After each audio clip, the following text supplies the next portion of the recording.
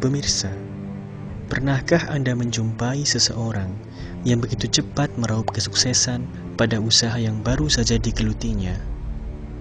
Atau pernahkah pula Anda menjumpai seseorang yang memiliki intelektualitas tinggi namun susah sekali mendapatkan promosi atas jabatannya?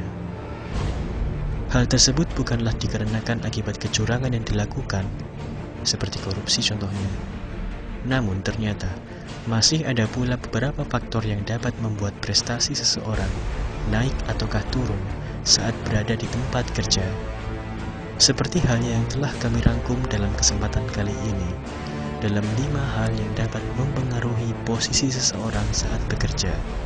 Berikut kami sajikan ulasannya.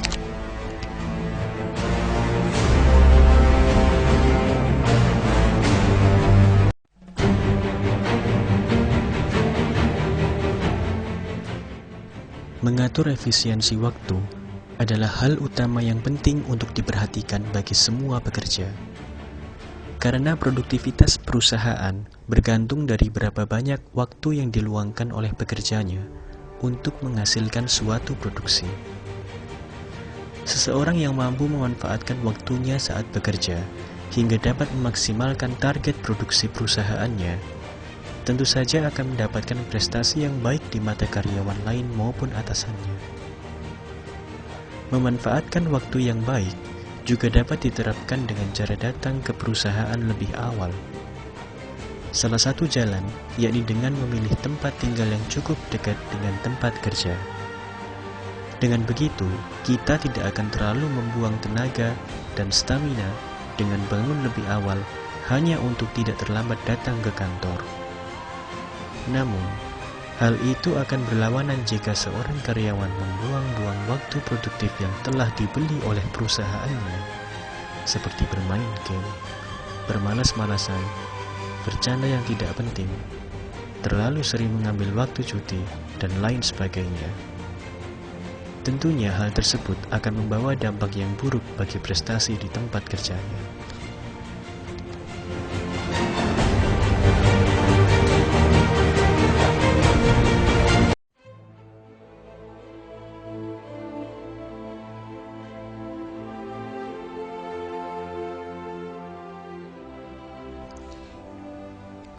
Pernahkah Anda mendengar pepatah bahwa seorang pemimpin tidaklah diciptakan, melainkan dilahirkan?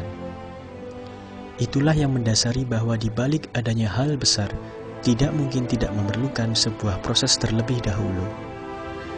Baik buruknya nama perusahaan tidaklah tercipta begitu saja, melainkan tidak terlepas dari apa yang mendasari perusahaan tersebut, yakni kondisi karyawan yang ada di dalamnya. Pengondisian lingkungan kerja yang positif tentu berangkat dari proses panjang yang berasal dari pelatihan sumber daya manusianya. Saat interaksi yang muncul antar sesama karyawan baik, maka akan menciptakan suatu lingkungan kerja yang kondusif. Jika semua karyawan menerapkan budaya dan etika kerja yang sehat, serta manajerial waktu yang efisien saat bekerja, tentu akan mendongkrak nama perusahaan, yang mana juga akan berpengaruh langsung pada karyawannya. Seorang karyawan juga dituntut untuk tidak terbawa arus dalam suasana kerja. Bila mana suasana di tempat itu tidak kondusif dan mulai menyimpang dari norma yang ada, seperti pada beberapa kasus asusila di tempat kerja, sudah sepatutnya kita memiliki prinsip kuat agar senantiasa bekerja untuk perbaikan, baik kebaikan perusahaan, kebaikan negara, maupun umat manusia. Dan bukannya semakin tak berdaya untuk terhanyut dan ikut andil dalam aksi perusakan moral dunia.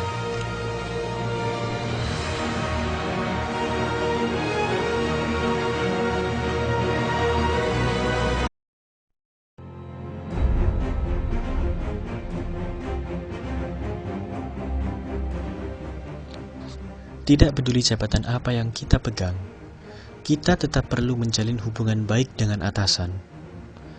Ada atasan yang mudah bekerja sama dengan bawahannya, tetapi tidak sedikit atasan yang sulit.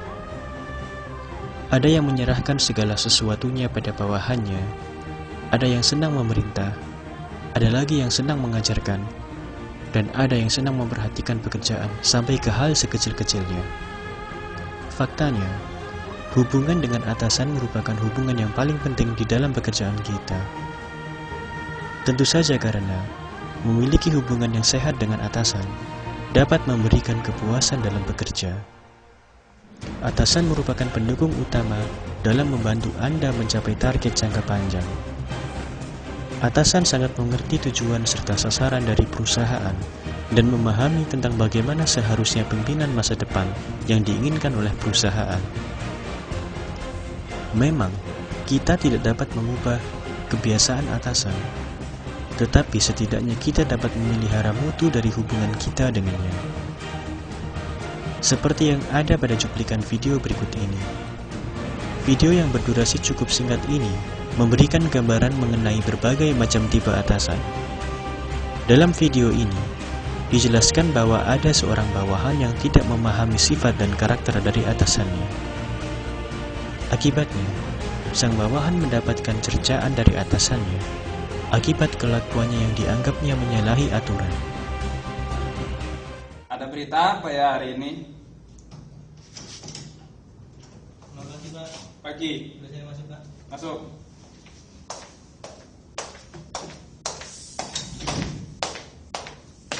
Ini Pak laporan saya.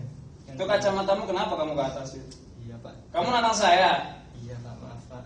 Ntar, Pak, saya balik. Mau dicek, Pak, laporannya.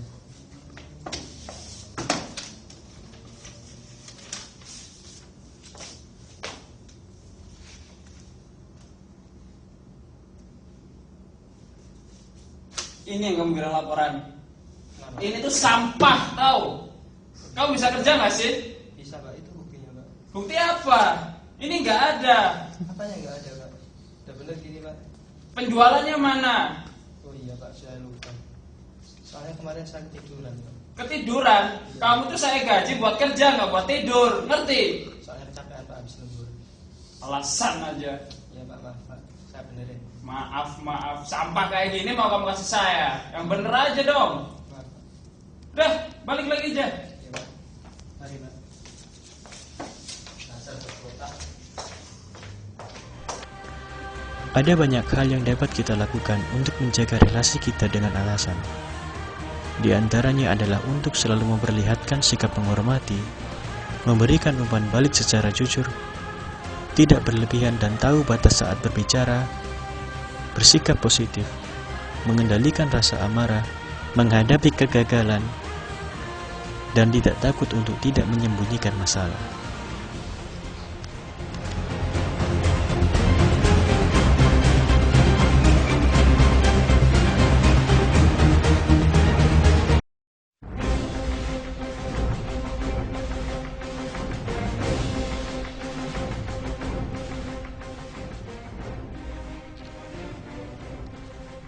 Bekerja bukan alasan untuk berhenti belajar dan mengembangkan keterampilan yang kita miliki. Meski sudah bekerja, mengikuti kursus-kursus atau program pelatihan yang dapat meningkatkan kemampuan kita adalah hal yang sangat dianjurkan untuk menjaga profesionalitas kita dalam bekerja. Karena hal tersebut menunjukkan bahwa kita ingin tumbuh bersama perusahaan dan mengembangkan bisnis. Bahkan jika perusahaan tidak menawarkan beasiswa belajar, ilmu yang kita dapatkan pada akhirnya bisa memberikan kemampuan dan membuat kita lebih dipercaya oleh atasan. Sehingga tidak ada sebuah alasan untuk tidak mengembangkan diri kita dimanapun kita bekerja. Menjaga kebersihan diri, meja dan ruang kerja, fasilitas perusahaan, serta lingkungan sekitar perusahaan juga menunjukkan tingginya tingkat profesionalitas kita dalam bekerja. Karena apa yang telah kita berikan kepada lingkungan tentunya pasti akan berdampak kepada kita sendiri. Alam telah berupaya menyediakan sumber daya bagi kita. Oleh karenanya, jangan sampai kita merusak sumber daya kita sendiri dengan tidak menjaga lingkungan kerja.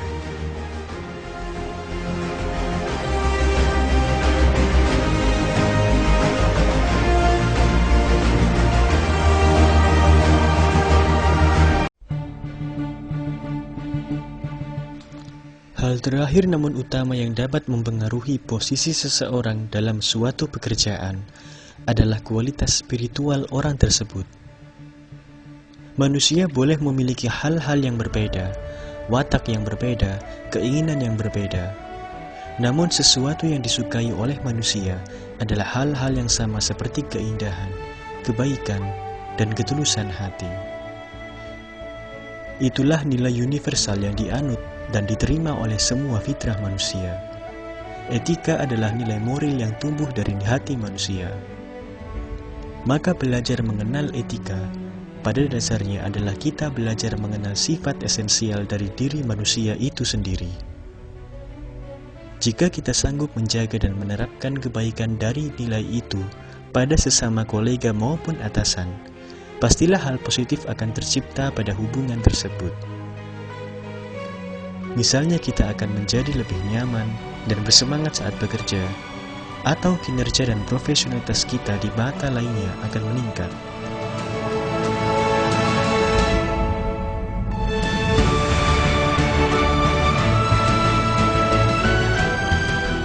Hal ini juga mencakup mengenai bagaimana kita menaati rambu-rambu, peraturan dan tata tertib yang berlaku di dalam perusahaan.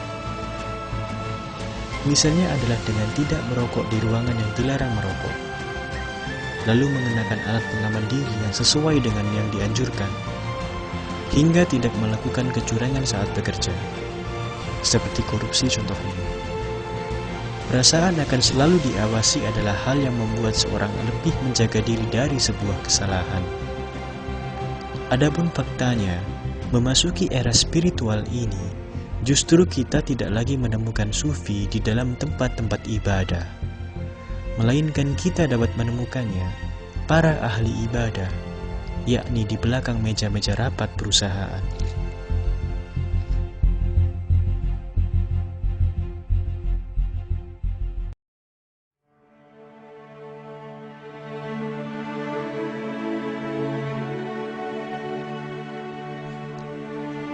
Pemirsa, itulah 5 poin penting yang dapat mempengaruhi posisi seseorang dalam suatu jabatan perusahaan yang telah kami rangkum untuk Anda.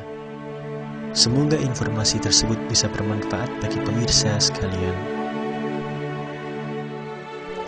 Kami selaku tim penyaji undur diri.